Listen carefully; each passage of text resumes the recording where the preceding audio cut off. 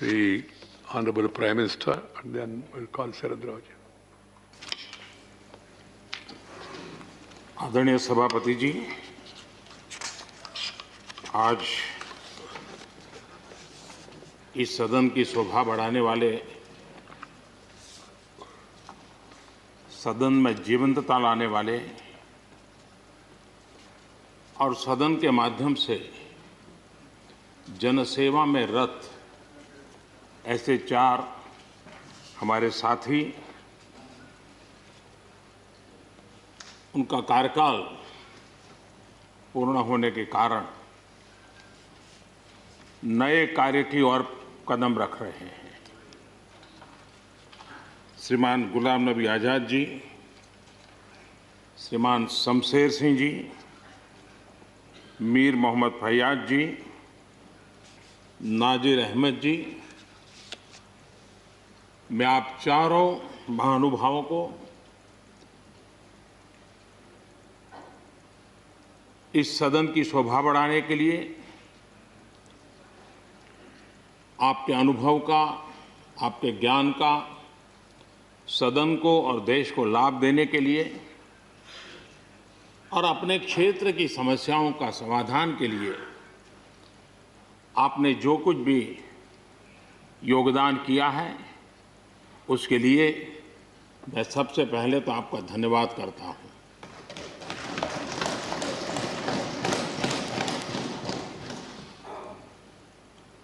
मीर मोहम्मद जी और नाजिर अहमद जी, ये दोनों ऐसे साथी,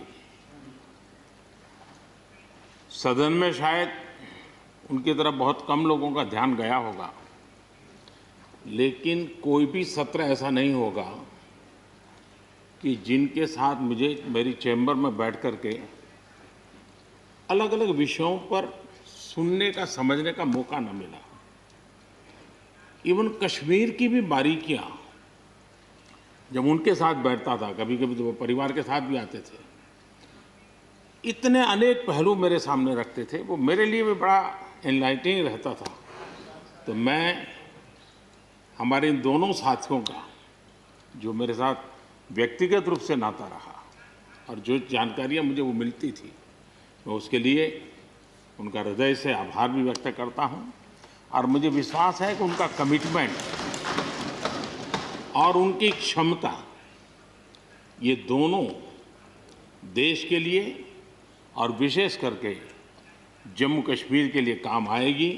देश की एकता, देश के सुख शांति वैभव को बढ़ाने में काम आएगी, जब मुझे पूरा विश्वास है। हमारे एक साथी शमशेर सिंह जी, अब तो याद भी नहीं रहा कितने सालों से मैं उनके साथ काम करता रहा हूं, क्योंकि मैं संगठन की दुनिया में का इंसान रहा, इसी क्षेत्र में मैं काम करता था। कई वर्षों तक जम्मू कश्मीर में भी काम करने का मौका मिला। तो मेरे साथी कार्यकर्ता के रूप में कभी एक स्कूटर पर ट्रैवल करने का मौका मिलता था। बहुत छोटी आयु में जो इमरजेंसी में जेल में गए, उसमें शमशेर सिंह जी थे। और इस सदन में शमशेर सिंह जी की उपस्थिति 96% है। ये अपने आप में, यानी जो दायित्व जनता ने उनको दिया, उसको बिल्कुल 100% निभाने का प्रयास। मृदुभाषी हैं, सरल है, और मुझे विश्वास है कि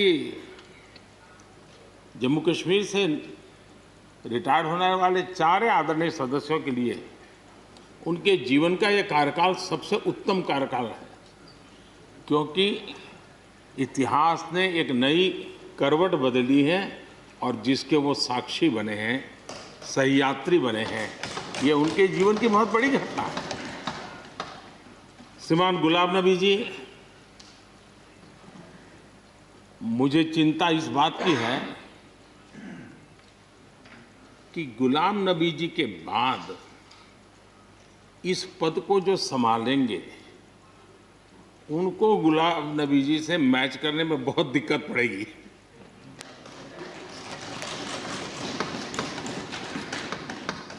क्योंकि गुलाम नबी जी अपने दल की चिंता करते थे, लेकिन देश की और सदन की भी उतनी ही चिंता करते थे। ये छोटी बात नहीं है जी, ये बहुत बड़ी बात है जी। वरना अपोजिशन के लीडर के रूप में अपना दबदबा पैदा करना, ये सब मोह किसी को भी हो सकता है, लेकिन उन्होंने सदन से, मैं शरद पवार जी को भी इसी कैटेगरी में रखता हूं, वे सदन की और देश की चिंता को प्रायोरिटी देने वाले नेताओं में से रहे। गुलाम नबी जी ने बखूबी इस काम को निभाया है। मुझे याद है इस कोरोना काल में मैं एक फ्लोर लीडर्स की मीटिंग कर रहा था, तो उसी दिन गुलाम नबी जी का फोन आया। तो मोदी जी, ये तो ठीक है आप करते हैं, लेकिन आप एक काम कीजिए, सभी पार्टी लीडर्स की मीटिंग जरूर बुलाइए।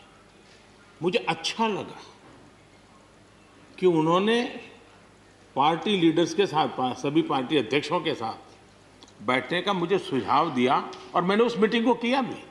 वो गुलाम नबी जी के सुझाव पर किया था। और मुझे कहने में, यानी इस प्रकार का संपर्क, और उसका मूल कारण है कि उनको दोनों तरफ का अनुभव रहा है, सत्ता दल का भी और विपक्ष का। 28 साल कार्यकाल, ये अपने आप में बहुत बड़ी बात होती है जी। बहुत साल पहले की बात है, शायद अटल जी की सरकार होगी, मुझे याद नहीं रहा। मैं यहाँ सदन में किसी काम से आया था, मैं तो तब राजनीति में नहीं था,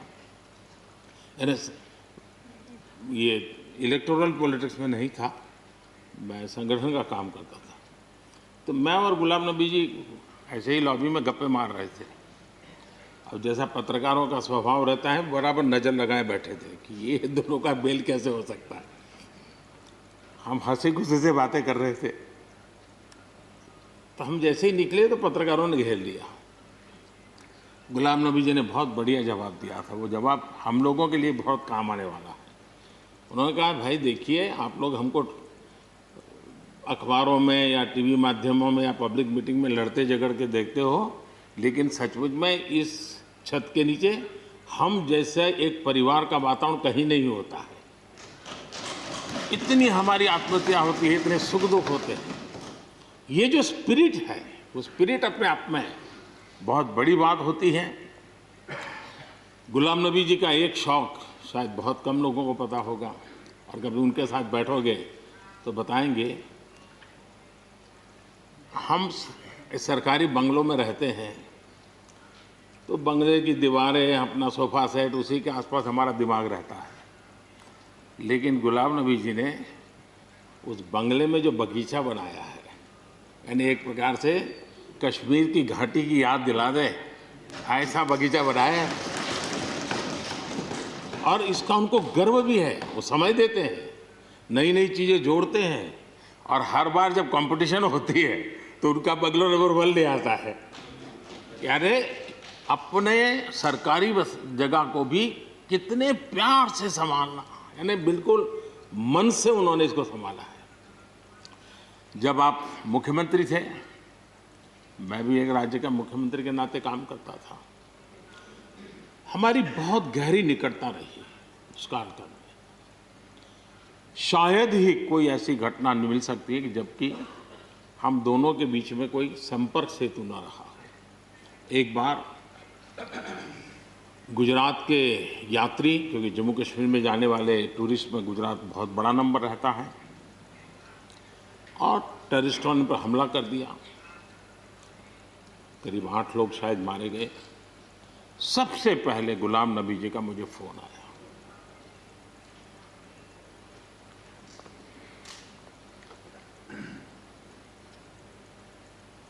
और वो फोन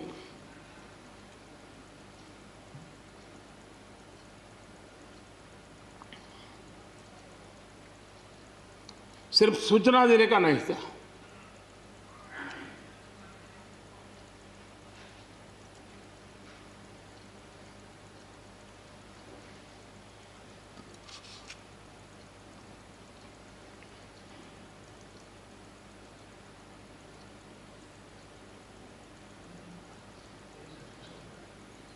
उनके आंसू रुक नहीं रहे थे। फोन पे उस समय प्रणब मुखर्जी साहब डिफेंस मिनिस्टर थे। मैंने उनको फ़ोन किया, मैंने कहा साहब अगर फोर्स का हवाई जहाज़ मिल जाए डेड बॉडी को लाने के लिए। रात देर हो गई थी। प्रणब मुखर्जी साहब ने कहा आप चिंता मत कीजिए, मैं करता हूँ व्यवस्था। लेकिन रात में फिर गुलाम नबी जी का फोन आया। वे एयरपोर्ट थे।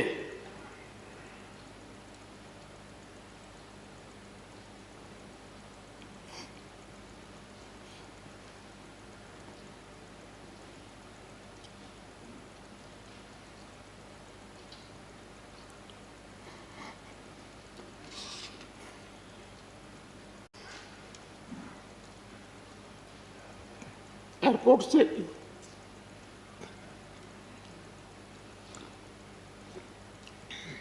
उन्होंने मुझे फोन किया और जैसे अपने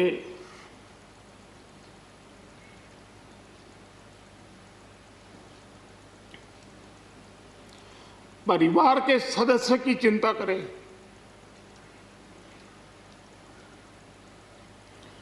वैसी चिंता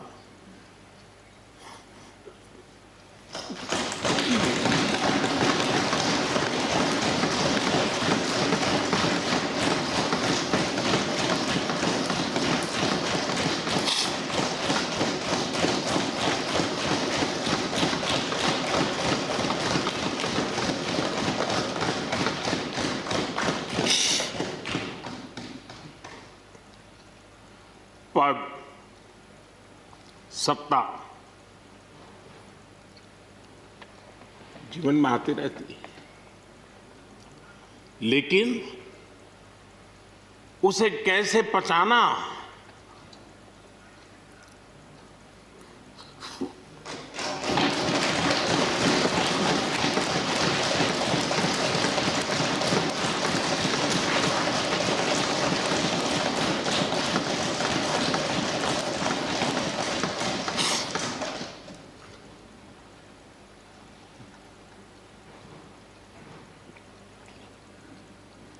मेरे लिए बड़ा भावुक पल था।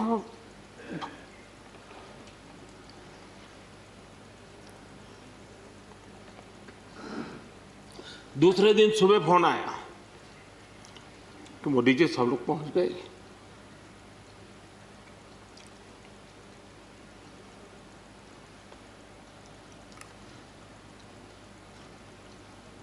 इसलिए एक मित्र के रूप में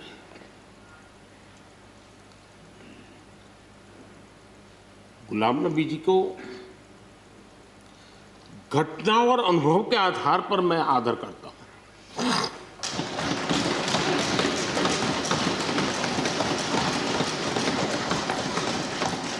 और मुझे पूरा विश्वास है कि उनकी सौम्यता, उनकी नम्रता, इस देश के लिए कुछ कर गुजरने की उनकी कामना, वो कभी उनको चैन से बैठने नहीं देगी।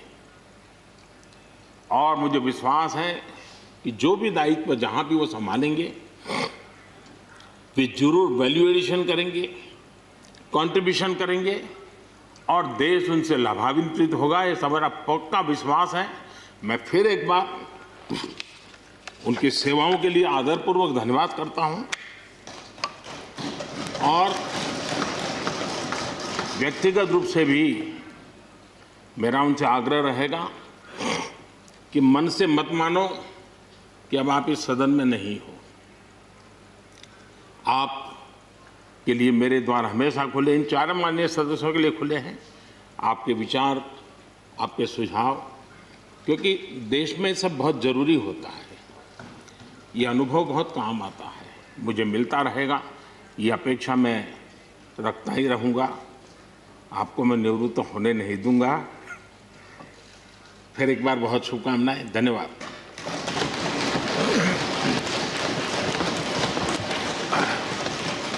धन्यवाद प्रधानमंत्री जी। श्री शरद पवार जी।